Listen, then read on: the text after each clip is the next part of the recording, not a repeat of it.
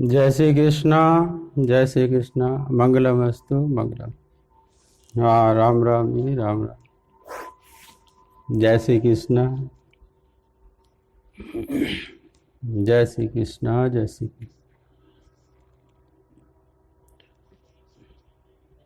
जय श्री कृष्णा। हाँ, सबको म्यूट में डाला जा रहा है।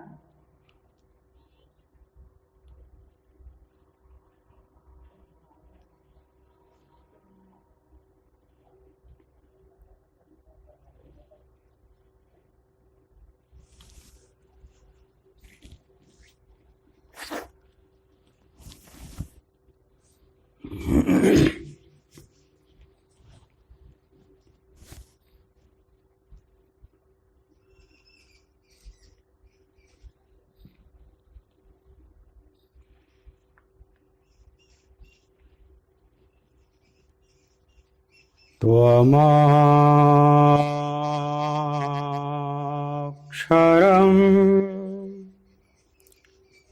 परमं वेदितव्यम्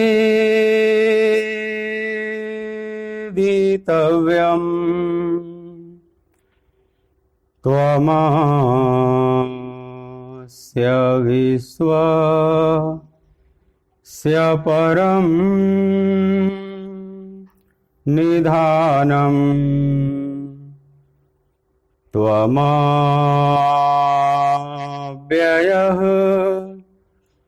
शाश्वत धर्मगोप्ता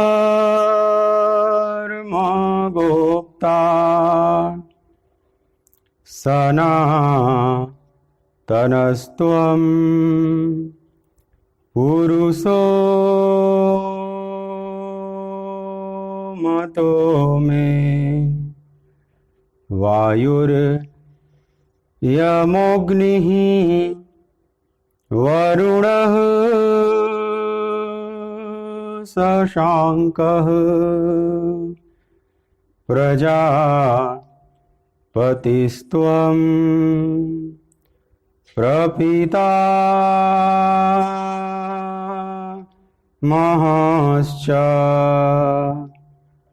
नमो नमस्तेस्तु सहस्रकृत्वः पुनश्च भूयो हि नमो नमस्ते। बोलिए भक्तवत्सल भगवान की जय।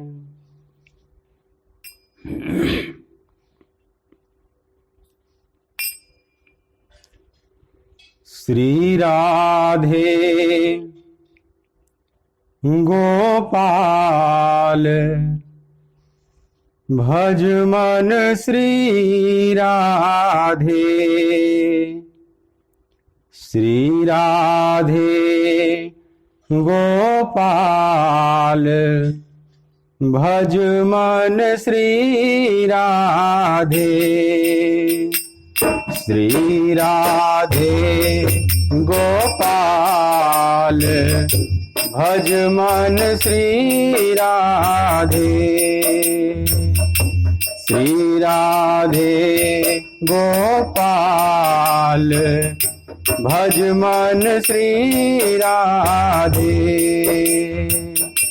श्री राधे जय जय राधे।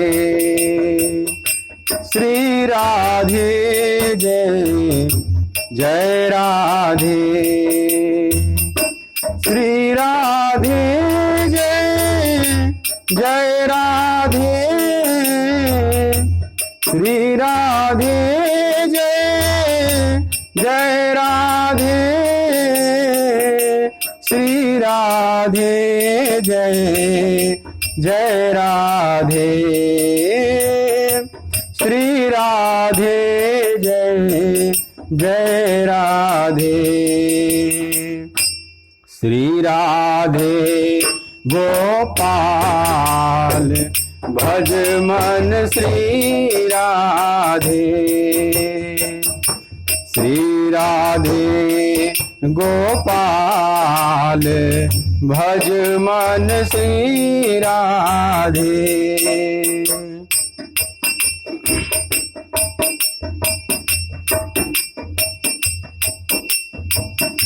श्री राधे जय जय राधे, श्री राधे जय जय राधे, श्री राधे जय जय राधे, श्री राधे जय जय राधे, श्री राधे जय जय राधे, श्री राधे जय जय राधे, श्री राधे गोपाल भज मन श्री राधे, श्री राधे गोपाल भज मन श्री राधे, श्री राधे गोपाल भज मन श्री राधे। बोलिए श्री राधिका रमण बिहारी लाल की जय।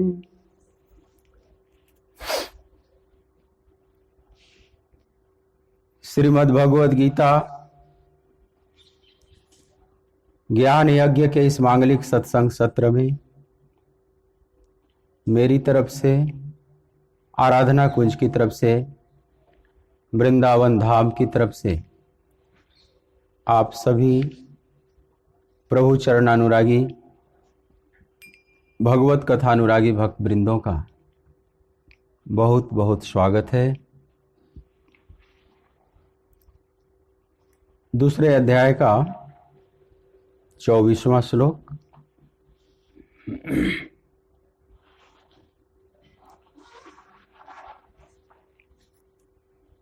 दूसरे अध्याय का 24वां श्लोक आप मेरे साथ पाठ करेंगे।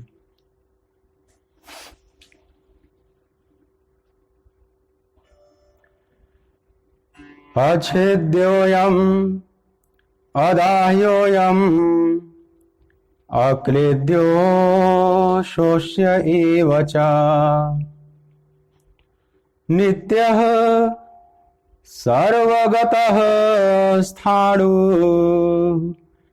अचलोऽयं सनातनः। अच्छेद्योऽयम् अदाह्योऽयम् अक्लेद्यो शोष्य एव च नित्यः सर्वगतः स्थाणुः अचलोऽयं सनातनः। क्योंकि यह आत्मा अछेद्य है, यह आत्मा अदाह्य, अक्लेद्य और निसंदेह अशोष्य है तथा यह आत्मा नित्य, सर्वव्यापी, अचल, स्थिर रहने वाला और सनातन है।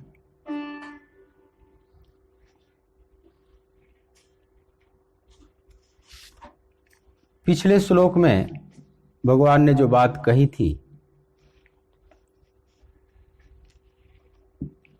नैनम छिन्दन्ति शस्त्राणि नैनम दहति पावकः न चैनम क्लिद्यन्त्यापो न शोषयति मारुतः। एक तरह से इस श्लोक की जो अर्धाली है, जो ऊपर का लाइन है, समझ लीजिए कि उसी की पूर्ति में है। जैसे भगवान ने कहा कि नैनम छिन्दन्ति शस्त्राणि, इसको शस्त्र छेदन नहीं कर सकते, तो यहां ठीक वही बात बोलते हैं अच्छेद्योऽयम्। नैनम दहति पावकः, अग्नि जला नहीं सकती, तो भगवान उसी को एक शब्द में कहते हैं अदाह्योयम, मतलब जिसको जलाया नहीं जा सकता। और न चैनम क्लेदयन्ते आपो, जल जिसको गीला नहीं कर सकता, तो यहां भगवान बोले अक्लेद्योयम, मतलब जिसको गीला नहीं किया जा सकता। और न शोषयति मारुतः, वायु जिसको सुखा नहीं सकती, तो यहां कहते हैं अशोष्य एवच, मैंने उसको सुखाया भी नहीं जा सकता। जो पिछले श्लोक में भगवान ने बात की है 23वें श्लोक में, ठीक 24वें श्लोक की जो अर्धाली है, ऊपर का लाइन है, उसी की पूर्ति में बात कही गई है। मतलब किसी भी पदार्थ से बने हुए अस्त्र शस्त्र से आत्मा का कुछ भी अहित नहीं हो सकता। केवल पदार्थ से बने हुए अस्त्र शस्त्र से ही नहीं, उन पदार्थों से भी।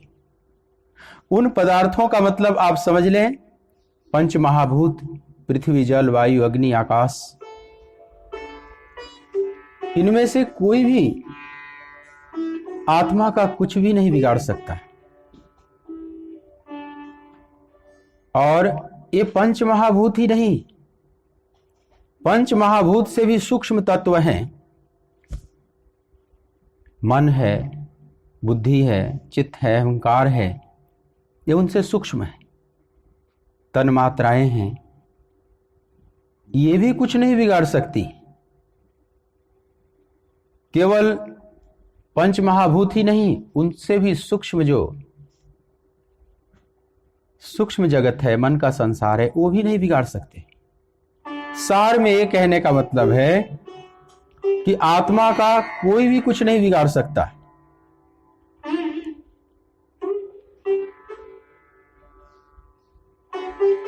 आत्मा में कोई भी परिवर्तन नहीं किया जा सकता। मतलब आत्मा में किसी क्रिया का प्रवेश नहीं है। जब किसी क्रिया का प्रवेश होता है किसी भी वस्तु में, तो उसमें परिवर्तन होता है। क्रिया माने परिवर्तन, उसके स्वरूप में परिवर्तन होता है। जैसे आपने दूध जम को दही बनाया, दूध में आपने जावन डाल दिया, दूध दही बन गई, तो एक परिवर्तन की प्रक्रिया शुरू हो जाती है। जैसे ही आप जावन डालते हैं दूध में, वहीं से दही बनने की प्रक्रिया प्रारंभ हो जाती है, परिवर्तन प्रारंभ हो जाता है। तो क्रिया का मतलब परिवर्तन। भगवान कहते हैं कि आत्मा में कोई क्रिया नहीं हो सकती, मतलब आत्मा में कोई परिवर्तन नहीं हो सकता।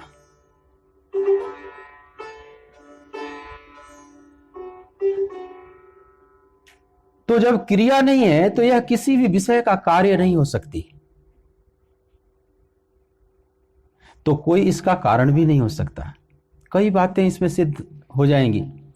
जब आत्मा में परिवर्तन नहीं, तो आत्मा में कोई क्रिया नहीं, तो आत्मा में क्रिया नहीं, तो आत्मा में कोई कर्तापन भी नहीं, आत्मा कोई किसी का कार्य भी नहीं, आत्मा किसी का कारण भी नहीं। ऐसा नहीं कि उसके पीछे कोई कारण है और आत्मा कार्य हो गई। आत्मा स्वयं में अपने आप में परम कारण है, उसका कोई कारण नहीं हो सकता। ये बात यहां समझनी है। कार्य कारण का संबंध वहां लागू नहीं होता जो शुद्ध सत्य है। कार्य कारण का संबंध केवल प्रकृति में लागू होता है, परमात्मा में नहीं। जो परम चैतन्य है, जो शुद्ध सत्य है, वहां कार्य कारण नहीं, वो परम कारण स्वरूप है। भगवान परम कारण स्वरूप है, भगवान का कोई कारण नहीं हो सकता। भगवान ने प्रकृति को उत्पन्न किया और सारा जगत, सारा ब्रह्मांड प्रकृति का कार्य है, प्रकृति का विकार है, प्रकृति की क्रिया है। प्रकृति के संगठन विघटन से ये पूरा ब्रह्मांड उत्पन्न हुआ है। लेकिन जिस तत्व की तरफ भगवान इशारा कर रहे हैं उसमें न कोई संगठन है न विघटन है, वहां कुछ भी नहीं है। तो आत्मा में मतलब परिवर्तन नहीं हो सकता, किसी भी प्रकार से नहीं हो सकता। भगवान यही सार में कहना चाह रहे हैं, यहां सार तत्व यही है। उसी को कई एंगल से भगवान कहना चाह रहे हैं, इस बात को समझाने का प्रयास कर रहे हैं। लेकिन जो इसको जानता है, जो ऐसा जान लेता है, वह यह भी जानता है कि मैं मिट नहीं सकता, मुझे कोई मिटा नहीं सकता, मैं किसी को मिटा नहीं सकता। इस सत्य को जो जान लेता है और इस सत्य की उपलब्धि जीवन की सर्वोच्च उपलब्धि है। समझ ले, इसके आगे और कुछ भी उपलब्ध करने का नहीं रह जाता है, कुछ भी शेष नहीं रह जाता है, सब अशेष हो जाता है। इसके बाद कुछ भी पाना शेष नहीं है।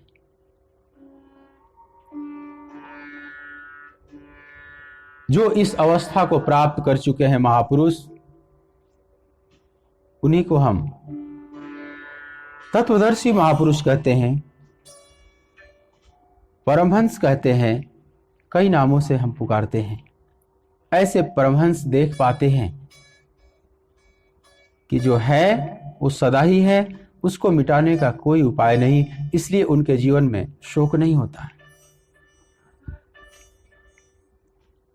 1857 में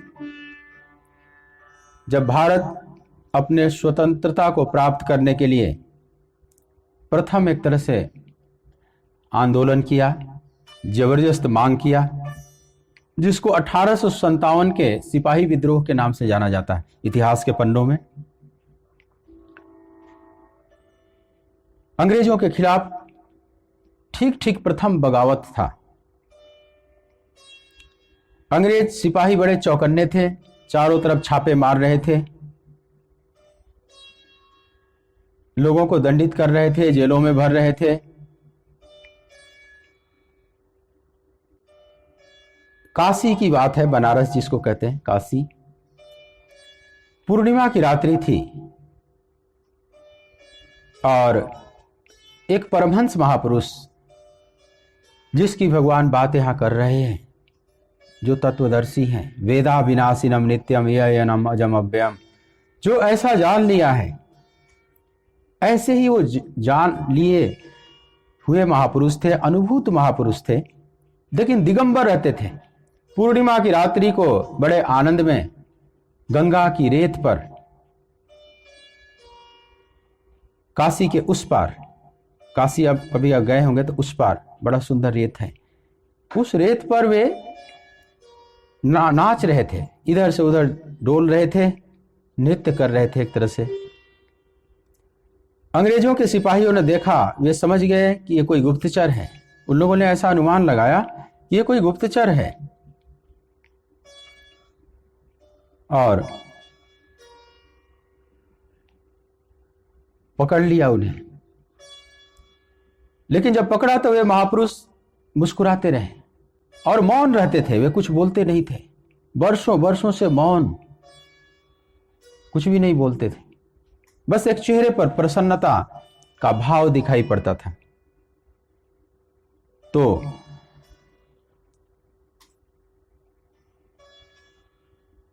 सिपाहियों ने पकड़ लिया और पूछने लगे कि बताओ तुम कौन हो, लेकिन वे बोल नहीं रहे थे, केवल मुस्कुरा रहे थे।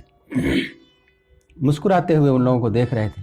उन लोगों ने सोचा कि ये मौन होने का, गूंगा होने का ये नाटक कर रहा है, ढोंग कर रहा है, और उनका संशय गहरा गया कि अवश्य ये कोई जासूस है, ये पागल होने का, गूंगा होने का नाटक कर रहा है। उन लोगों ने अनेक प्रकार से टॉर्चर करना शुरू कर दिया, प्रताड़ित करना शुरू कर दिया उन्हें, लेकिन वे महापुरुष सिर्फ मुस्कुरा रहे हैं, कुछ नहीं बोल रहे हैं। अंत में उन लोगों ने तलवार निकाल लिया, नंगी तलवार उनको दिखाया कि बोलो, सच्चाई बता दो, तुम गुप्तचर हो ना, भेद लेने आए हो ना, बताओ, नहीं तो देखो ये नंगी तलवार तुम्हारी छाती में प्रवेश कर जाएगी। फिर भी वे महापुरुष मुस्कुरा रहे हैं। अंततः उन लोगों ने उनके सीने में तलवार धंसा दिया। शरीर छूटने से पूर्व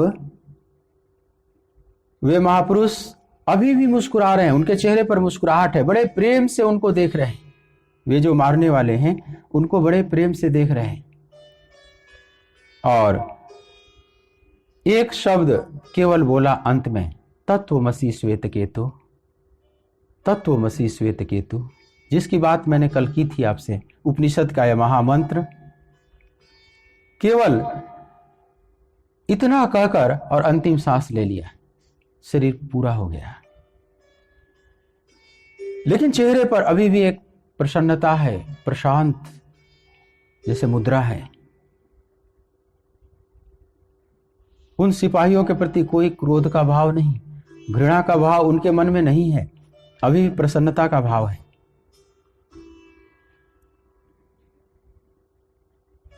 तो इतनी बात उन लोगों ने याद कर लिया। अब अंग्रेज सिपाहियों को लगा कि अरे भारत भूमि है, यहां अनेक संत इस भेष में घुमा करते हैं, देखने में ऊपर से पागल की तरह लगते हैं, और एक काशी नगरी, यहां तो अनेक परमहंस पैदा हुए हैं, परमहंस गुजरा करते हैं यहां से, लगता है कोई उच्च महापुरुष थे। हम लोगों ने गलती से इनको जासूस समझकर मार डाला। सवेरे सिपाहियों ने बताया काशी वालों से कि ये व्यक्ति जब मरा तो ऐसा एक वाक्य बोला, तत्वमसि श्वेत केतु, बस इतना ही बोला। और मरते समय भी मुस्कुरा रहा है, मुस्कुराते हुए यह बात कही और अंतिम सांस ले लिया। अब पूरे काशी वालों ने बड़ा उन लोगों को धिक्कारा कि अरे ना समझो, ये कोई जासूस नहीं, ये तो बड़े उच्च कोटि के महापुरुष थे, ये पूर्णत्व को प्राप्त महापुरुष थे।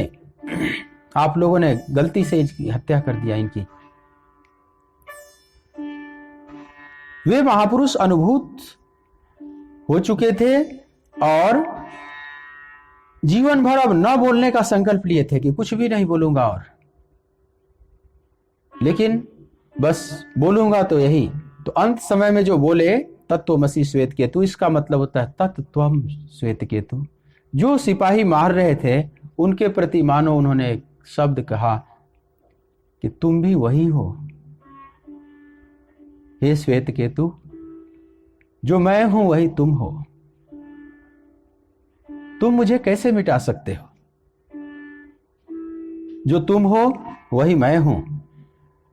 और यह जो तलवार लिए हुए हो, यह भी आत्मा की ही एक अभिव्यक्ति है। नैनम छिदन्ति शस्त्राणि अच्छेद्योयम, इससे तुम छेदन नहीं कर सकते। यह तलवार मुझे नहीं काट सकती, क्योंकि यह तलवार भी मेरा ही एक स्वरूप है। वे महापुरुष कहना क्या चाहते हैं? ये नहीं कहना चाहते कि मैं बहुत बलवान हूं, मैं सर्वशक्तिमान आत्मा हूं, और ये तलवार तो बहुत निकृष्ट है। और ऐ सिपाहियों, तुम लोग भी बहुत बलवान नहीं हो, तुम्हारी भी शक्ति बड़ी सीमित है, तुम मुझे नहीं मिटा सकते, और ये छोटी सी तलवार मुझे नहीं मिटा सकती। यह बात नहीं कहना चाहते हुए महापुरुष, यहां शक्ति प्रदर्शन की बात ही नहीं। अच्छेद्योयम से भगवान ये नहीं कहना चाहते हैं कि आत्मा बहुत शक्तिशाली है और वो अस्त्र जो है बड़े अल्प शक्ति वाले हैं, बड़े निकृष्ट हैं। नहीं, ये बात नहीं कहना चाहते। भगवान ये कहना चाहते हैं कि जिसको बोध हो जाता है पार्थ, वे देख पाते हैं कि हम भी आत्मा की एक अभिव्यक्ति हैं। जो सामने वो सिपाही हैं वे भी आत्मा की ही एक अभिव्यक्ति हैं, और जिस तलवार का ये प्रयोग कर रहे हैं मारने के लिए, वह तलवार भी आत्मा की ही अभिव्यक्ति है, और जो क्रिया की जा रही है मारने वाली, यह भी आत्मा की ही अभिव्यक्ति है। तो आत्मा छोड़कर और कुछ है ही नहीं, तो यहां मिटने का तो और मिटाने का तो कोई प्रश्न ही नहीं। जैसे सागर और उसकी लहरें,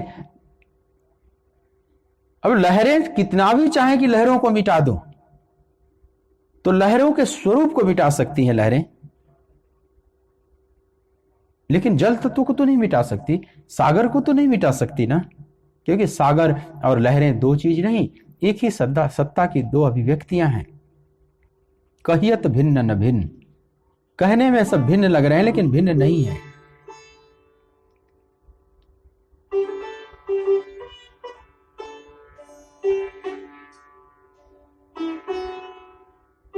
तो यहां शक्ति के परिमाण को नहीं देखना है, इस बात को ही आप समझिएगा। यहां पर भगवान जो विभिन्न एंगल से समझाने का हमें प्रयास कर रहे हैं, तो ये कहना चाह रहे हैं कि ये नहीं कि आत्मा बहुत शक्तिशाली है, बाकी सब बड़े शक्तिहीन हैं, निकृष्ट हैं। जैसे कोई हाथी कहे चींटी को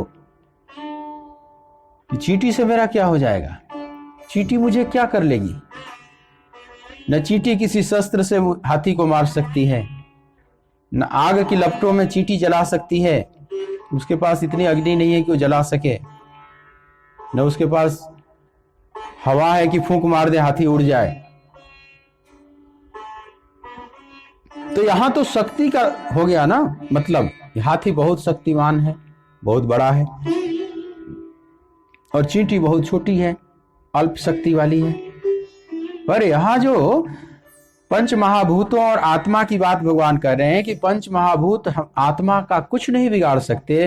अर्जुन, तुम्हारे तुणीर में बड़े बड़े शक्तिशाली बाण हैं, बड़े बड़े दिव्यास्त्र हैं, ये दिव्यास्त्र भी आत्मा का कुछ नहीं बिगाड़ सकते।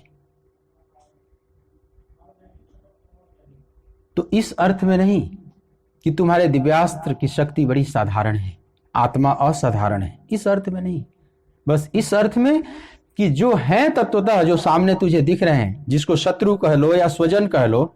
शुरू में तो अर्जुन आए थे शत्रु भाव लेकर, पूरे कौरवों के प्रति जब शंखनाद किया अर्जुन ने, तो शत्रुओं को ही तो चैलेंज किया ना। देवदत्तम धनंजय, देवदत्त नामक शंख बजाकर धनंजय ने जो चैलेंज किया, या भीष्म के चैलेंज का प्रत्युत्तर दिया, भीष्म के चैलेंज को, कौरवों के चैलेंज को स्वीकार किया अर्जुन ने भी देवदत्त नामक शंख बजाकर। तो यह युद्ध में बिगुल किसके खिलाफ बजाया जाता है? शत्रु के खिलाफ। मित्र के खिलाफ तो कोई युद्ध का बिगुल नहीं बजता। तो अर्जुन जब आए हैं युद्ध क्षेत्र में, तो सामने जो सेना दिख रही है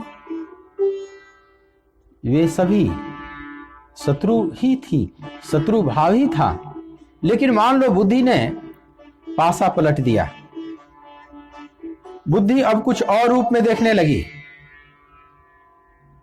अब स्वजन भाव प्रकट हो गया। दृष्टि स्वजनम कृष्ण युत्सुम समुपस्थितम, हे कृष्ण मैं अपने सामने अब उपस्थित स्वजनों को ही देख रहा हूं। अब शत्रु भाव खत्म हो गया, स्वजन भाव हो गया। तो चाहे शत्रु भाव में अर्जुन देखें या स्वजन भाव में देखें कौरव सेना को, इससे कोई फर्क नहीं पड़ता। जो तत्वतः ही है, ये कौरव सेना अथवा पांडव सेना अथवा पूरा ब्रह्मांड, भगवान कहते हैं जो तत्वतः है अर्जुन, कोई भी उन्हें नहीं मिटा सकता। तुम्हारे तुणीर में अथवा किसी के भी तुणीर में ऐसा बाण नहीं है जो मिटा सके, न वे भी तुझे नहीं मिटा सकते, न तुम उन्हें मिटा सकते हो। तो दोनों ही प्रकार से शोक मत करो, न तुम मिटोगे न वे मिटेंगे। बस अपने कर्तव्य कर्म को करो। तो यहां भगवान कहना चाहते हैं कि सब आत्मा की ही अभिव्यक्तियां हैं। भगवान चौथे अध्याय में बोले हैं एक बहुत सुंदर श्लोक, ब्रह्मार्पणम ब्रह्म हवि ब्रह्माग्नो ब्रह्मणाहुतम ब्रह्मैव तेन गन्तव्यम ब्रह्म कर्म समाधिना। ब्रह्मार्पणम,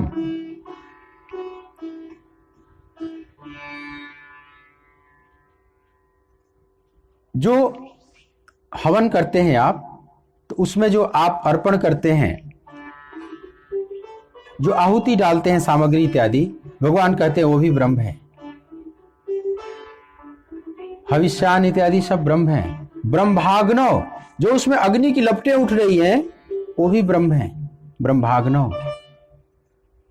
और ब्रह्मणाहुतम, आहुति रूपी जो क्रिया की जा रही है वो भी ब्रह्म है। जो आहुति डाल रहा है वो भी ब्रह्म है। श्रुआ, जिससे घी डाला जा रहा है, वो श्रुआ भी ब्रह्म है और वो घी भी ब्रह्म है। और यहां तक कि भगवान कहते हैं कि इससे जो परिणाम आएगा, इस यज्ञ का जो फल आएगा, वो भी ब्रह्म है। मतलब ब्रह्म रूपी कर्ता द्वारा ब्रह्म रूपी अग्नि में जो आहुति रूपी क्रिया की जा रही है वो सब ब्रह्म है, और जो उससे प्राप्त होगा फल वो भी ब्रह्म है। मतलब ब्रह्म छोड़कर और कुछ नहीं। कितनी सुंदर बात वहां कही है। यही भगवान बात समझाना चाहते हैं अर्जुन को। यही बात उस काशी के परमहंस ने जगत को समझाना चाहा उन सिपाहियों को, लेकिन सिपाही अज्ञान में है, वे ज्ञान में है महापुरुष, दोनों की बात समझ में नहीं आएगी। वो महावाक्य तो परम बोध के साथ ही जागृत होता है, वो तो अनुभूति का विषय है, वो कोई रटने का विषय नहीं, वो तो अनुभव का विषय है। तत्वमसि श्वेत केतु, वे देख रहे हैं, वे महापुरुष देख रहे थे कि जो तुम हो वो मैं हूं, ये जो तलवार भी वही है, ये क्रिया भी कर रहे हो मारने की वही है, वही ठीक स्थिति में स्थित थे जिसकी बात भगवान ने वहां की है कि ब्रह्मार्पणम ब्रह्मभि ब्रह्माग्नौ ब्रह्मणाहुतम ब्रह्मैवतेन गंतव्यम ब्रह्म कर्म समाधिना। ठीक यही भाव दशा उनकी बनी हुई थी। तो कोई अभिशाप का भाव भी नहीं था उन सिपाहियों के प्रति, उन महापुरुष के मन में, क्योंकि जानते हैं कि हम सब एक ही हैं, एक ही की अनेक अभिव्यक्तियां हैं। जैसे कोई लहर एक लहर को मिटाने आ रही है, और जिसको मिटाने आ रही है वो लहर जान चुकी है कि मैं विराट सागर हूं, और मैं ही नहीं तुम भी विराट सागर हो। हम सभी एक ही सागर की अनेक अभिव्यक्तियां हैं। कोई किसी को यहां मिटा नहीं सकता, क्योंकि हम सब एक ही हैं। ऐसा भाव उन महापुरुषों में आ जाता है। भगवान उसी सर्वोच्च भाव की बात यहां हम सबको, अर्जुन को माध्यम बनाकर समझाने का प्रयास कर रहे हैं। अच्छेद्योयम अदाह्योयम अक्लेद्य सोस्य एव च नित्यः सर्वगतः स्थाणुर अचलोयम सनातनः।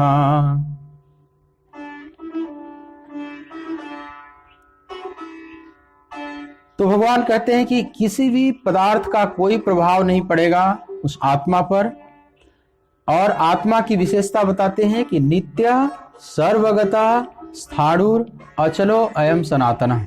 ये सब विशेषता बताए। आत्मा नित्य है पार्थ। नित्य का मतलब होता है जो सदा से है और सदा रहेगी। ये नहीं कि कभी नहीं थी, बीच में बन गई है आत्मा और फिर कभी नहीं हो जाएगी। जो कभी हुआ और कभी नहीं हो जाएगा वो अनित्य पदार्थ कहलाता है। आत्मा के बारे में भगवान ने कहा कि आत्मा अनित्य पदार्थ नहीं, ये तो नित्य पदार्थ है। इसकी नित्यता में कहीं कमी नहीं आती।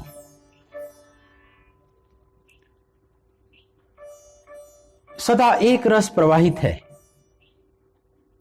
तो नित्य सर्वगतः, सर्वगत का मतलब होता है कि इसकी गति सब जगह है, मतलब सर्वव्याप्त है। कोई भी ऐसी जगह नहीं है जहां आत्मा न हो। वो किसी भी ग्रह नक्षत्र, कहीं भी, पूरे ब्रह्मांड में कहीं भी ऐसी जगह नहीं जहां आत्मा नहीं है।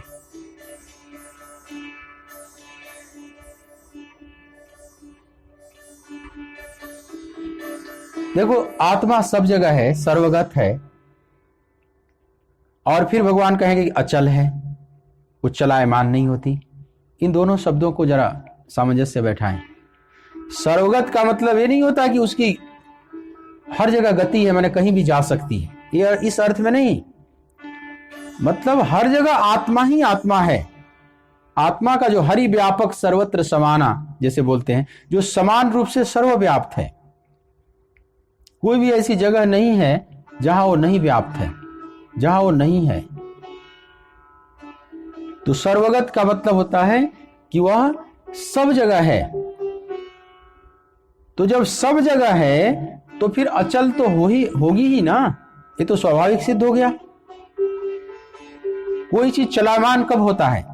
जो अचलो अयम सनातन भगवान बोलते हैं, अस्थाणुर भी है, अचल भी है, माने वो अस्थाई है, कहीं आती है न जाती है, वो अचल है, वो चलायमान नहीं होती।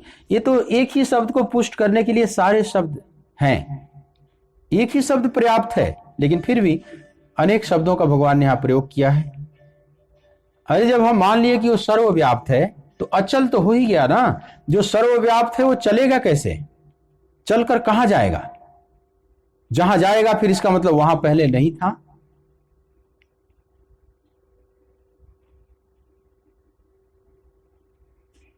अस्थाणुर, तो जो अस्थाई है वो अचल है ही, जिसमें हिलना डुलना है ही नहीं, वो तो अचल ही, उसी को अचल कहा जाता है।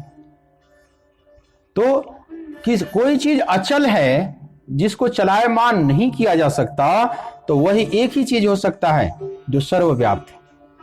जैसे आकाश है, आकाश को आप चलायमान नहीं कर सकते। ये जो अनंत आकाश दिखाई पड़ रहा है, सर्वव्याप्त सर्वगतः, तो ये अचल ही हो सकता है ना। सर्वव्याप्त को और कहां हम खिसका कर ले जाएंगे? किसी चीज में हम मूवमेंट देते हैं, उसको चलायमान करते हैं, तो एक जगह से दूसरी जगह वो शिफ्ट होती है। तो कुछ आगे दूरी तय करेगी और पीछे कुछ दूरी को छोड़ेगी। आप किसी वस्तु को खिसकाते हैं, आपके कमरे में बेड है, कभी कभी आप बेड को इधर से उधर खिसकाते हैं। जब आप सफाई करते हैं तो बेड को थोड़ा आप खिसका दिए, मान लीजिए 6 इंच आपने खिसकाया, तो एक तरफ बेड 6 इंच आगे बढ़ा और दूसरी तरफ 6 इंच जगह छोड़ा। चूंकि बेड चलायमान है, अचल नहीं है। क्यों? क्योंकि बेड उस पूरे कमरे में सर्वव्याप्त नहीं है। लेकिन अगर उस कमरे का जो आकाश है, जो उसका खालीपन है आकाश, उसको कहा जाए कि इसको निकालो, इस आकाश को धक्का देकर आप निकाल दें, आप 6 इंच इसको हटा दीजिए पीछे, तो क्या आप हटा सकते हैं? नहीं हटा सकते। क्यों? क्योंकि वह सर्वव्याप्त है, पूरे कक्ष में व्याप्त है। जो पूरे कक्ष में व्याप्त है उसको आप कैसे हटाएंगे? जरा भी कैसे चलायमान करेंगे? जरा भी आप नहीं कर सकते।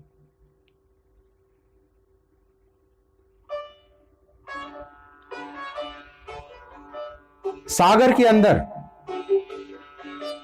मान लो मछली है, बहुत अतल गहराइयों में, समुद्र के अतल गहराइयों में कोई मछली, बहुत बड़ी मछली, व्हेल मछली मान लो, ब्लू व्हेल, धरती का सबसे बड़ा प्राणी, समुद्र का जीव है, जलचर है, जिसको ब्लू व्हेल कहते हैं। ये धरती का सबसे बड़ा प्राणी है। तो वह जल के अंदर है, मान लो डूबा हुआ है अंदर, 1 किलोमीटर अंदर है जल में, समुद्र के अंदर। समुद्र बहुत गहरा है, 12 किलोमीटर तक गहरा है समुद्र। फिलीपींस के पास खासकर पैसिफिक ओशियन जो है 12 किलोमीटर नीचे गहरा है। तो मान लो 1-2 किलोमीटर नीचे है वह ब्लू व्हेल, और उसमें वो चल रही है। जैसे आकाश में हवाई जहाज उड़ता है ना, ऐसे ही अगर आप उसको देखेंगे ध्यान से, उसका फोटो लिया जाए अंदर, तो वैसे हवाई जहाज की तरफ पानी में उड़ रहा है, यात्रा कर रहा है। लेकिन अपने उन पंखों से वह जल को एक तरफ से लेकर दूसरी तरफ फेंकता चला जा रहा है, फेंकता चला जा रहा है, फेंकता चला जा रहा है। लेकिन क्या जल चलायमान हो रहा है? वो जहां से पंख से जल को उठाया वहां भी जल है, आगे बढ़ा रहा है, वहां भी जल है, पीछे भी जल है, सब जगह तो जल ही व्याप्त है। उसको चलायमान कैसे कर सकता है? वो चाहे कि हम सागर को पीछे ढकेलते चले जाएं, पूरा प्रशांत महासागर पीछे चलता जा रहा है, मैं आगे बढ़ता जा रहा हूं। अगर मान लो ब्लू व्हेल को ऐसा अहंकार हो जाए कि मैं ठेलती जा रही हूं पूरे सागर को पीछे की तरफ, तो क्या संभव है? सागर तो अचल है अपनी जगह पर। क्यों? क्योंकि वो सर्वव्याप्त है। उस ब्लू व्हेल के चारों तरफ वह सागर व्याप्त है, वो कहां खिसका पाएगी उसको? और बड़ी मजे की बात है कि केवल ब्लू व्हेल के बाहर ही सागर नहीं व्याप्त है, उसके भीतर भी व्याप्त है। और उसका जितना अवयव है, अंग प्रत्यंग जो भी बना हुआ है ब्लू व्हेल का, वो सब सागर से ही बना हुआ है। सागर में ही उसका जन्म हुआ, सागर में ही वो पली बढ़ी, सागर में ही वो बड़ी हो गई और सागर में ही किलोल कर रही है। तो सागर में ही एक छोटा सा दाने के रूप में जन्म ली और इतना बड़ा ब्लू व्हेल हो गया, धरती का बड़ा प्राणी। वो जो शरीर इतना बड़ा हुआ है, वो कहां से आया है? वो सागर से ही आया है। उस सागर को ही अपने में पिरोई है। तो ब्लू व्हेल चाहे कि मैं सागर को पीछे खिसका दूं या सागर को मिटा डालूं, तो मिटा नहीं सकता, क्योंकि सागर छोड़कर और कुछ नहीं है। जैसे बर्फ का टुकड़ा चाहे कि अपने भीतर के जल तत्वों को मार डालो, क्या ऐसा संभव है? नहीं है। जल तत्व का नाम ही तो बर्फ है। बर्फ का एक रूप ले लिया है माइनस डिग्री में जाकर। वो सोचे कि मैं जल को मिटा दूं या जल को ढूंढे। बर्फ का टुकड़ा सोचे कि मैंने जल के बारे में बहुत सुना है और वो ढूंढना चाहे कि जल कहां है, कैसा होता है, जरा देखिए। तो यह तो उसकी अज्ञानता ही है ना। जो जलचर है ब्लू व्हेल, वो ढूंढे कि सागर कैसा होता है, क्योंकि वो सागर में ही पैदा हुई मछली, सागर में ही पली बढ़ी, तो शायद उसको सागर का बोध ना हो। लेकिन उसने भी सुना हो, मान लो बड़ी बूढ़ी मछलियों से, दादी माताओं से, कि सागर जैसी कोई चीज होती है, और उसके मन में एक सपना बन गया हो कि मैं जरा देखूंगा कि सागर कैसा होता है। जबकि वो सागर में ही है, उसके भीतर बाहर सब सागर ही, सागर छोड़कर और कुछ नहीं। हमारी भी दशा ऐसी ही है। हम जिस प्रभु को ढूंढ रहे हैं, जिसको हम खोज रहे हैं, उसको छोड़कर और कुछ है ही नहीं।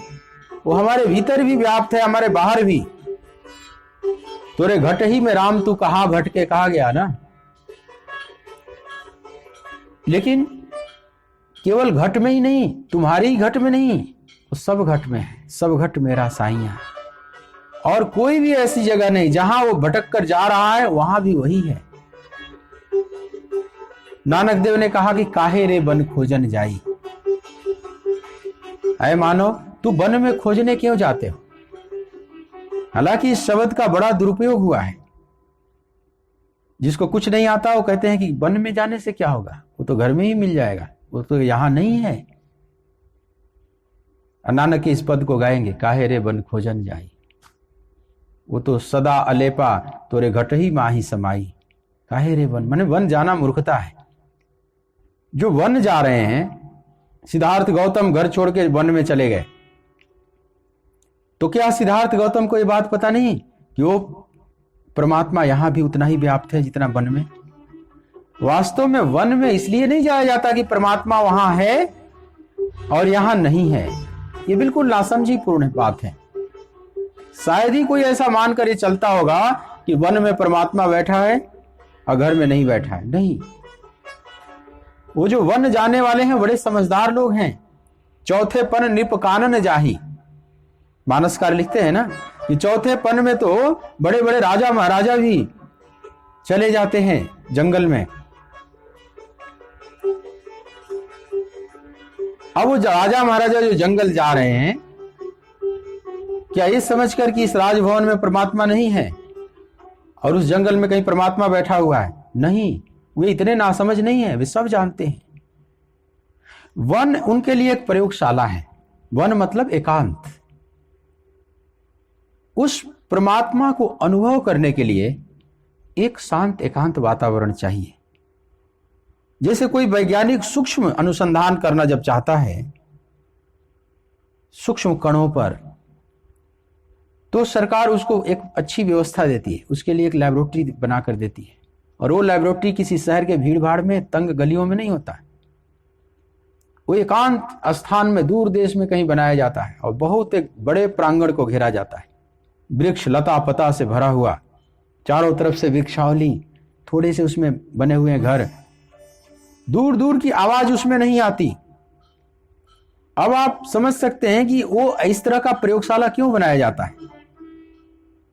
जितने परमाणु पर शोध किए जाने वाले सब कार्यशालाएं हैं, प्रयोगशालाएं हैं, वो सब घोर जंगल में बसे हुए हैं, बहुत एकांत में। वहां रेडियो एक्टिव एलिमेंट्स पर प्रयोग हो रहा है, बड़े खतरनाक होते हैं। जरा भी भूल चूक हुई तो मानवता के लिए वो बड़ा खतरा पैदा कर देंगे। रेडियो एक्टिव एलिमेंट, यूरेनियम है, थोरियम है, रेडियम है, ये सब बड़े खतरनाक। तो इनका जब प्रयोग किया जाता है वहां गाड़ी की धमक भी ना जाए। जैसे कोई रेलवे लाइन हो, बगल से गुजर रहा हो मेन लाइन, बड़ी बड़ी गाड़ियां उस पर दौड़ रही हो, ऐसी धमक भी नहीं आनी चाहिए। वो भूकंप रोधी घर बनाए जाते हैं कि मान लो भूकंप आ जाए धरती पर तो उसके भी तरंगों को पी जाए भवन, वो एकदम फड़फड़ाने न लगे, हिलने न लगे, नहीं तो बड़ा अनिष्ट हो जाएगा, सब वैज्ञानिक भी मर जाएंगे साथ में। अब ये जो प्रयोगशालाएं बनाई जाती हैं एकांत में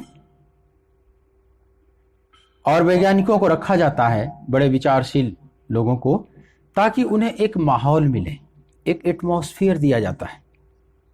किसी भी सूक्ष्म तत्व को पाने के लिए एटमॉस्फेयर का होना बड़ा जरूरी है, एक शुद्ध वातावरण का होना बहुत जरूरी है।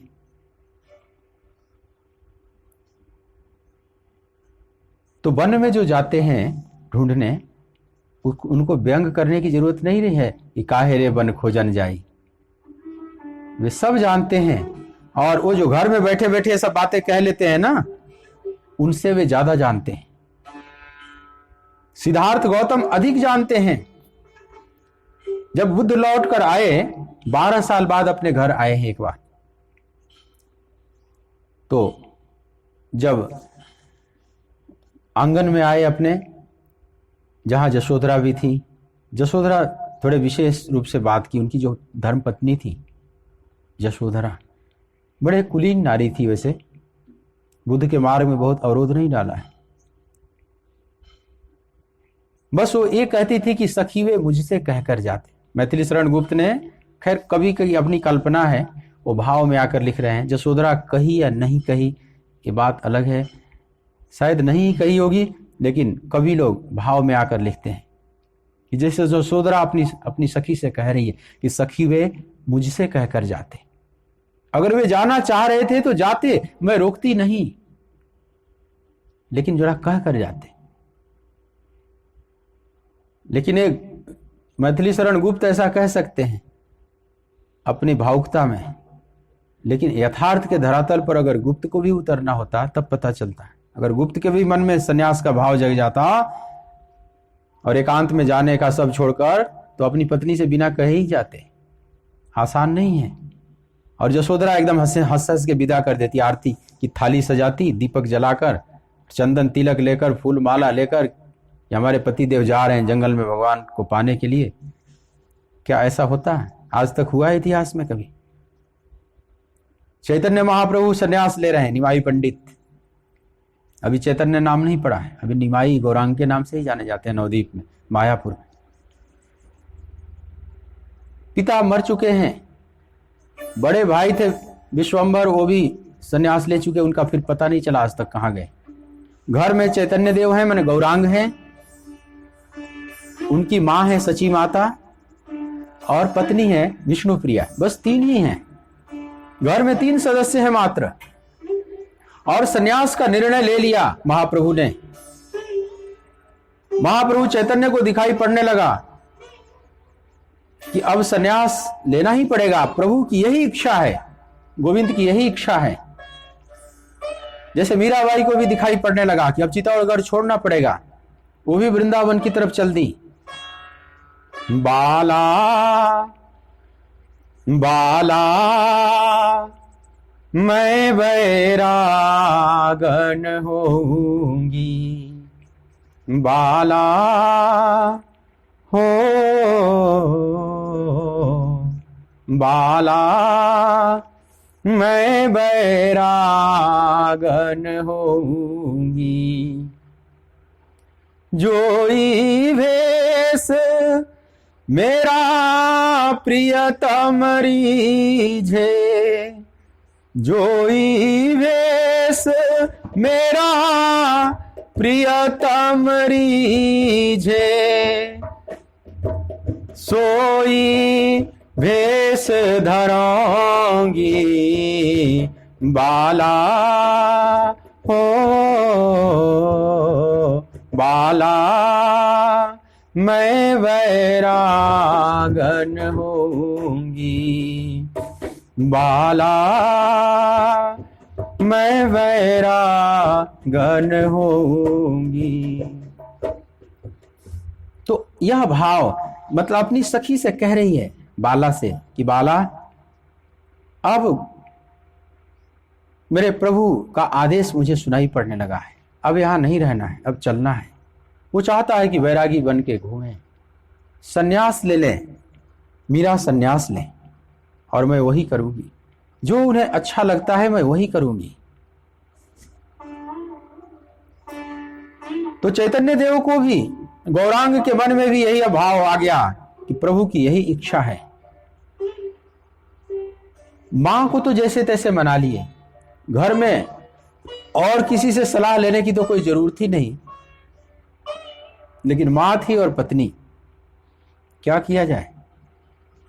सची माता एक बहुत धर्मात्मा माता रही, तो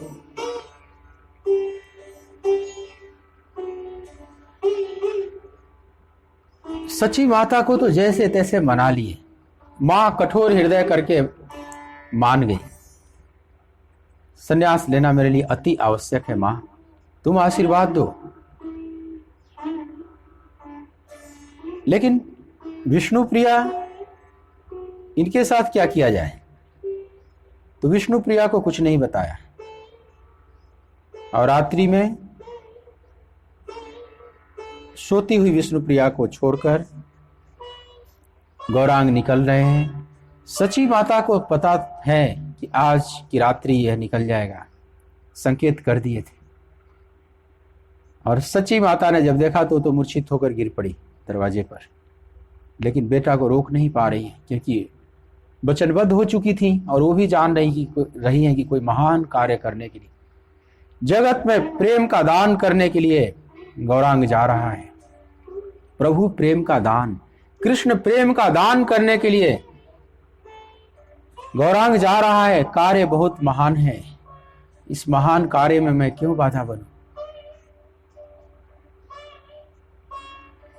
पुत्रवती जुवती जग सोई, रघुपति भगति जासु सुत होई। वही तो पुत्रवती कहने लायक है। सची माता भी धन्य हो रही हैं, सब जान रही हैं सची माता, लेकिन फिर भी हृदय को कठोर करके, लेकिन फिर भी मूर्छा तो आ ही गई। मां को प्रणाम करते हुए साष्टांग गौरांग चल पड़ते, लेकिन विष्णु प्रिया को कुछ पता नहीं चला। हाहाकार मच गया। सुबह गंगा पार कर गए तैर कर, गंगा के तट पर इनका गांव है मायापुर, उस पार जाना था। गुरु से सन्यास दीक्षा लेनी थी, मंत्र दीक्षा हो चुकी थी, सन्यास दीक्षा केशव भारती, और कूद पड़े। देखो कितना, बहुत चौड़ी गंगा है वहां पर नवद्वीप में। आप कभी नवद्वीप गए हो, बड़ी तेज धाराएं हैं, बहुत चौड़ाई है गंगा की, सामान्य व्यक्ति हिम्मत नहीं कर सकता, वो भी रात्रि में। हालांकि अच्छे तैराक भी थे गौरांग, बड़े उस गंगा में खेले हैं, बड़े नहाए हैं। नदी किनारे वाले और कुशल तैराक तो हो ही जाते हैं, फिर भी उस रात्रि में देखो कितना वेग है, उन्हें उस समय कुछ नहीं दिखाई पड़ रहा। जैसे तुलसीदास जी अपनी पत्नी से मिलने जा रहे हैं, तो भादों की उस रात में तूफान पर उफान पर नदी है। इनके गांव और पत्नी के मायके वाले गांव के बीच में एक नदी बह रही है और भादों है, और उसमें खूब उफान पर है, लेकिन उससे उनको दिखाई नहीं पड़ा, पार कर गए। कहते मुर्दे को पकड़कर पार कर गए, मुर्दे का सहारा लेकर। उस समय कुछ नहीं दिखाई पड़ रहा, इतना विषांत हो चुके हैं। लेकिन प्रभु के प्रेम में भी जो अंधा हो जाता है उसको भी कुछ नहीं दिखाई पड़ता कि नदी वगैरह के तूफान, कुछ नहीं दिखाई पड़ता। और उस पार जाकर उनका सन्यास हुआ है। एक बड़ी कारुणिक कथा है और बहुत सुंदर कथा है। महाप्रभु चैतन्य की जीवनी पढ़नी चाहिए, आप सबको अवश्य पढ़नी चाहिए। कृष्ण प्रेम क्या होता है? प्रभु प्रेम का जैसे पूर्ण फूल खिला, जैसे उसकी सारी पंखुड़ियां खिल गई, वो चैतन्य देव में दिखाई पड़ता है। उसी दिन सन्यास दीक्षा हो जाती है और इनका प्रेम देकर, भगवान कृष्ण के प्रति इनका प्रेम देकर, इनके गुरुदेव केशव भारती ने इनका नामकरण किया श्री कृष्ण चैतन्य भारती। श्री कृष्ण इसलिए नाम रखा कि श्री कृष्ण से तुम्हें बहुत प्रेम है। तो श्री कृष्ण चैतन्य भारती, भारती जो 10 नाम आदि शंकराचार्य के सन्यासियों का 10 नाम होता है, गिरिपुरी भारती, उसमें वो भारती थे इसलिए इनका भी नाम भारती रखा। बाद में चैतन्य महाप्रभु के नाम से विख्यात होते हैं। तो चैतन्य ने भी अपनी पत्नी विष्णु प्रिया को नहीं बताया, सिद्धार्थ गौतम ने भी यशोधरा को नहीं बताया, लेकिन मैथिली शरण गुप्त जरूर लिखते हैं कि सखी वे मुझसे कहकर जाते। लेकिन क्या इतना आसान है? क्या चैतन्य देव हिम्मत कर सकते थे कि विष्णु प्रिया को कहते कि मैं जा रहा हूं? और विष्णु प्रिया एकदम आरती का थाली सजाकर उनको आरती उतारती और विदा करती, जैसे कोई महायोद्धा जाते थे युद्ध क्षेत्र में तो उनकी पत्नियां आरती उतारकर और भेजती थी तिलक करके। क्या ऐसा है? क्या किसी का ऐसा सन्यास हुआ है? अभी तक तो देखे नहीं हुआ है। ऐसा नहीं हो सकता, आसान नहीं है। मां को जैसे तैसे मनाया गया, शंकराचार्य ने भी धोखा देकर मना लिया जैसे तैसे। वो मगरमच्छ वाली कथा आपने सुनी होगी। शंकर तो अकेले ही थे घर में, माँ बेटे। चैतन्य देव के पास तो उनकी पत्नी भी थी। शंकराचार्य इकलौता बेटा, पिता इनके भी मर चुके हैं, माँ है घर में, केवल माँ और बेटा, बस इकलौता बेटा और बूढ़ी माँ। घर में कोई अब देखने वाला नहीं, कौन भोजन व्यवस्था करेगा माँ की, कौन सेवा करेगा? कितनी कारुणिक कहानी, कितनी जिम्मेवारी है कंधों पर। अगर आज शंकराचार्य इतने महान न हुए होते तो दुनिया उनको कोसती। कितना निर्दयी और कर्तव्य विमूढ़ बालक है। बताओ, जिसके घर में केवल एक माँ है और ये बेटा है और कोई है ही नहीं, और उसको छोड़कर जा रहा है। लेकिन आज उनकी इतनी ऊंचाई है, उन्होंने एक महाप्रयोग किया जगत पर करुण बरसात करने के लिए। वो महापुरुष जा रहा है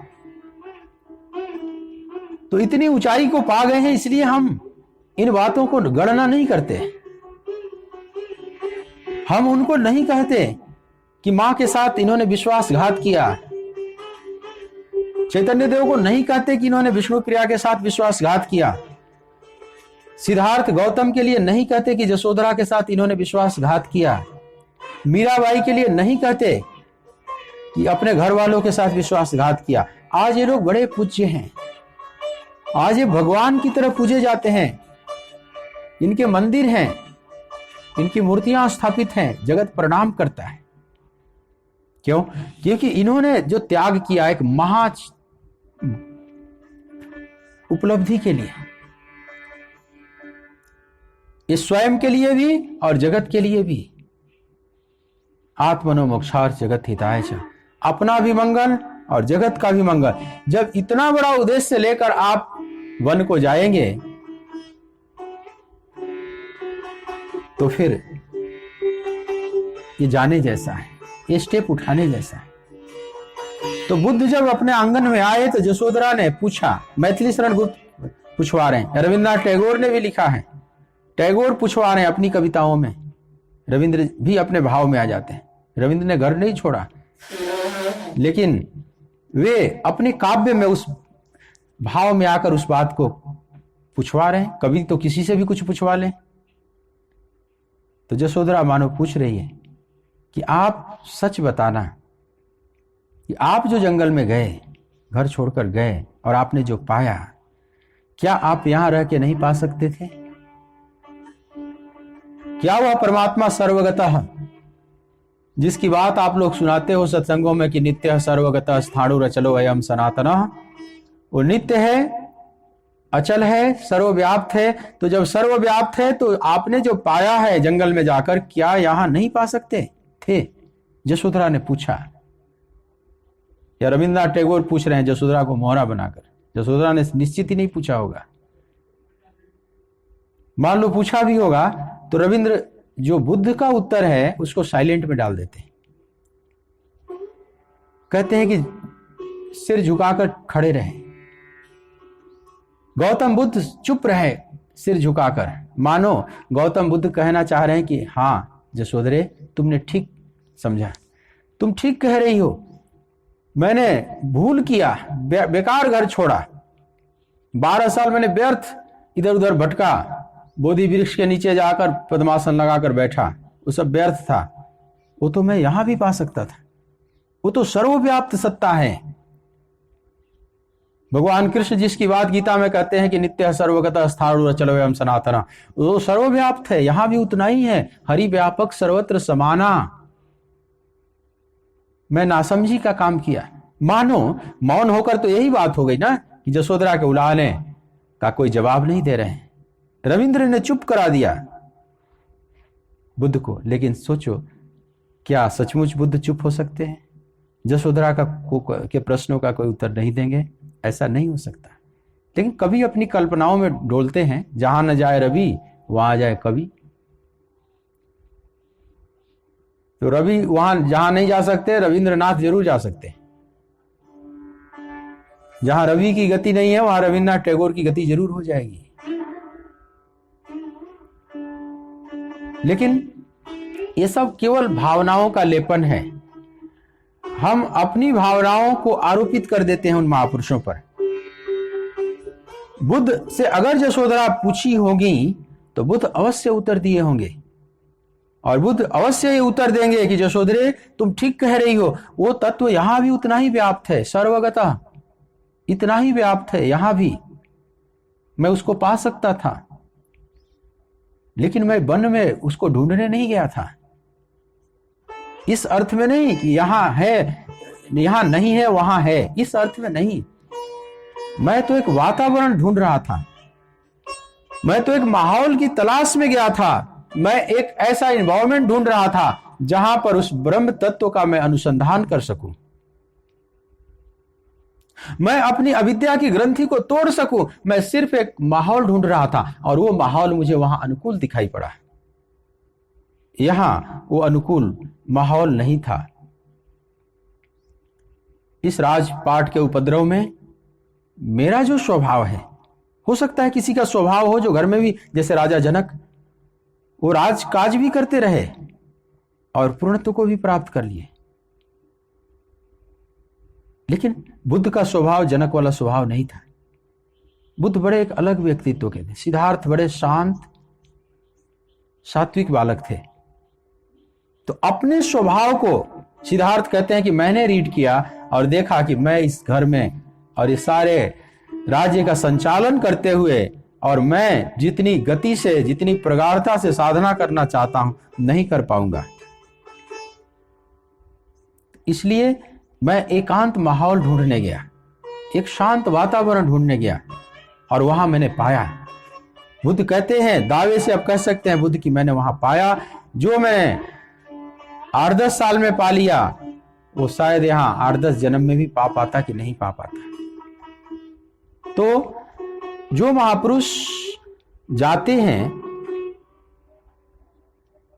वे भगवान ढूंढने नहीं जा रहे हैं, एक माहौल की तलाश में जा रहे हैं। कोई हिमालय में चला जाता है, कोई गुफाओं में चला जाता है, एकांत शांत जगह ढूंढते रहता है। इसलिए नहीं कि उस एकांत शांत में वो प्रभु हैं और बाकी जगह नहीं, वो तो सब जगह है, खूब जानता है, उससे ज्यादा और कोई नहीं जान सकता। तो काहे रे बन खोजन जाई, का कई बार व्यंगात्मक प्रयोग भी किया जाता है। बहुत लोग गाते रहते हैं इस शब्द को, मैंने वन में जाने वाले सब नासमझ हैं। नहीं, घर में बैठने वाले ज्यादा नासमझ हैं। हाँ, तुम्हारा स्वभाव नहीं है वन में जाने का, तो अपने स्वभाव को एक्सेप्ट करें आप कि मेरा स्वभाव नहीं है, मैं इतना खतरा नहीं मोल ले सकता, मैं इतना खतरों का खिलाड़ी नहीं बन सकता। तो आप ईमानदारी से अपने स्वभाव को स्वीकार भी तो करें। जो गया है खतरों से खेल रहा है, जो हिमालय की गहन चोटियों में ग्लेशियर पर डोल रहे हैं जो महात्मा, आप वो नहीं कर सकते तो आप उन पर व्यंग कैसे कर सकते हैं कि ये सब व्यर्थ भटक रहे हैं ठंड में? नहीं, वो एक महाप्रयोग कर रहे हैं। उस प्रयोग में आप सहयोग कर सकते हैं तो कीजिए, व्यंग मत कीजिए। ऐसे ही लोगों ने कुछ गहन तत्व को पाया है। इसीलिए उपनिषद जो सबसे दुनिया के कीमती ग्रंथ कहे जाते हैं, ये सब अरण्यों में प्रकट हुए, वनों में, एकांत ऋषि मुनियों के आश्रमों में, जहां तत्व चिंतन होता है। एकदम भीड़ भाड़ में, राजमहल में तो कभी कभी कोई अष्टावक्र गीता प्रकट हो जाता है, अष्टावक्र और जनक का संवाद कहीं कहीं घटित हो जाता है, ये तो बड़ा एक्सेप्शनल है। और कोई भगवत गीता प्रकट हो जाती है युद्ध के माहौल में, ये भगवत गीता की विशेषता है। ये भगवान कृष्ण और जिज्ञासु अर्जुन की विशेषता है कि कुरुक्षेत्र के उस भीषण माहौल में, अत्यंत विषम परिस्थिति में भी, जहां दोनों तरफ सेनाएं आमने सामने उतावली खड़ी हैं और बीच में रथ खड़ा है, और इतनी सूक्ष्म वार्ता हो सकती है जो सनातन धर्म का श्रेष्ठतम ग्रंथ हो जाएगा, ये कृष्णा अर्जुन संवादे। ये गीता की परम विशेषता है। शायद एक गीता ही एकमात्र ग्रंथ है दुनिया में अपवाद स्वरूप जो इतने भीषण माहौल में इतने सूक्ष्म वार्ता को प्रकट की है। मुझे और कोई भी नहीं ग्रंथ दिखाई पड़ता, पर ये तो एक्सेप्शनल है, ये तो अपवाद स्वरूप है। लेकिन जो नियम है वो ये है कि जहां भी सूक्ष्म तत्व प्रकट हुआ है वह एकांत शांत वातावरण में ही प्रकट हुआ। रामचरितमानस में आप देखेंगे, सती को जब मोह हुआ, अगस्त ऋषि के आश्रम में जब गए, मोह हुआ, फिर दंडक वन में आए, भगवान राम को देखकर बहुत मोह से ग्रसित हो गई, परीक्षा ली, भगवान शिव ने मन से त्याग किया, सती का शरीर छूटता है अपने पिता के यज्ञ में, और फिर सती हिमाचल के यहाँ जन्म लेती है, हिमालय कन्या के रूप में। बड़ी हुई, तप की, अनेक परीक्षाओं में उत्तीर्ण हुई, भगवान शिव ने पाणी ग्रहण किया, कैलाश आ गए। यहां तक का वर्णन शिव पुराण में होता चला जाता है। कुछ दिन व्यतीत हो गया। एक दिन भगवान शिव बट वृक्ष के नीचे शांत बैठे हुए, बागंबर डालकर और उस पर बैठकर शांत मुद्रा में, और सही उचित अवसर देखकर कि माहौल भी शांत है, भगवान शिव भी प्रसन्न हैं और सती आती हैं, भगवान ने उनको आसन दिया, बैठाया और फिर प्रश्न करना शुरू कर दी। उन संशयों को फिर रखी। अजहूं एक संशय मन मोरे, करऊं कृपा बिनवाऊं कर जोरे। प्रभु, वह जो संशय उत्पन्न हुआ था दंडक वन में, वो संशय आज भी है, वो संशय नहीं मिटा है। ये संशय रूपी सर्प बहुत पीछा करता है। शरीर छूट गया फिर भी संशय बाकी है, क्योंकि संशय मन में, सूक्ष्म शरीर में है ना, तो सूक्ष्म शरीर तो साथ ही गया है। तो अजहूं एक संशय मन मोरे, आज भी वो संशय मेरे मन में व्याप्त है, आप बताइए, कृपा करके हाथ जोड़कर मैं पूछ रही हूं। और भगवान शिव सुनाने लगे। प्रश्न उमा के सहज सुहाई, छल विहीन सुनि शिव मन भाई। निष्कपट प्रश्न सुनकर शिव को अत्यंत अच्छा लगा और सुनाना शुरू करते।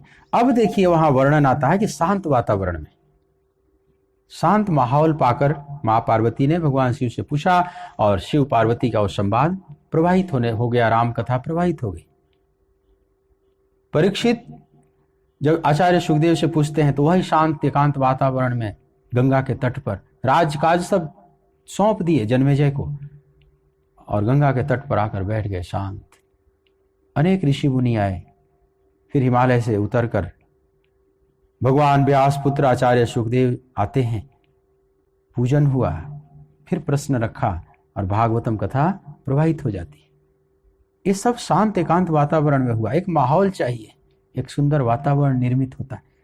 बाकी सभी ग्रंथ आप देखेंगे बड़े शांत एकांत वातावरण में ही प्रकट हुए हैं, एक भगवत गीता को छोड़ दे तो।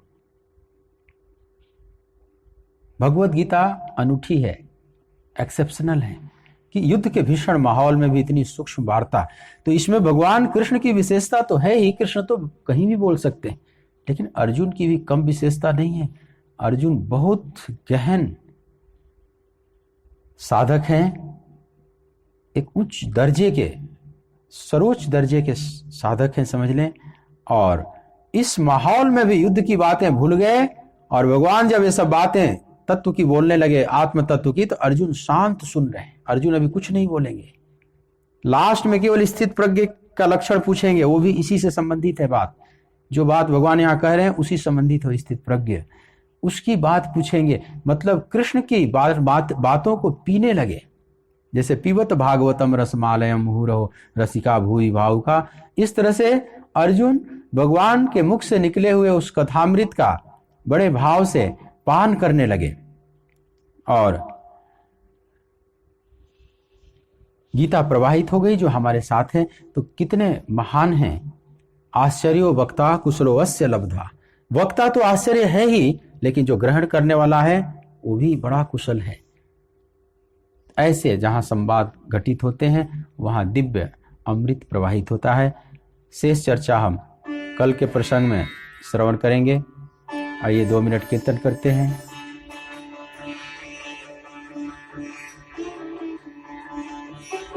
कृष्ण गोविंद गोविंद हे गोपाल नंदलाल। कृष्ण गोविंद गोविंद हे गोपाल नंदलाल। कृष्ण गोविंद गोविंद हे गोपाल नंदलाल।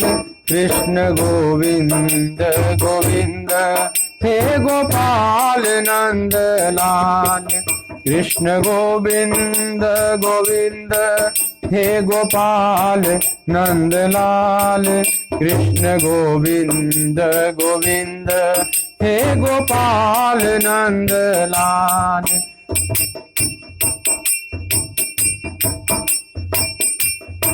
हे गोपाल नंदलाल हे गोपाल नंदलाल। गोपाल नंदलाल हे गोपाल नंदलाल। हे गोपाल नंदलाल हे गोपाल नंदलाल। गोपाल नंदलाल हे गोपाल नंदलाल। कृष्ण गोविंद गोविंद हे गोपाल नंदलाल।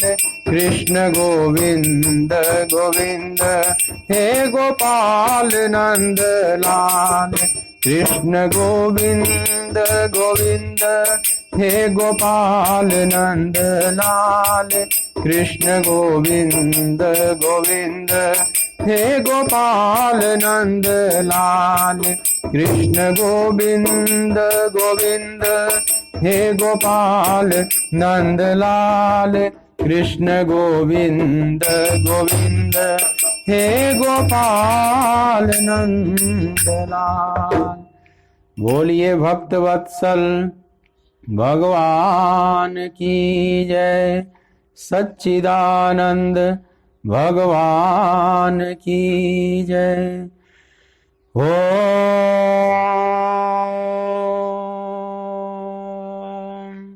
नमः पार्वती पतये। हर हर महादेव।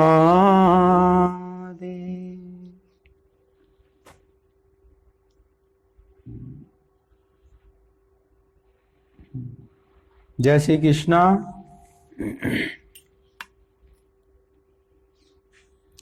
कट गया।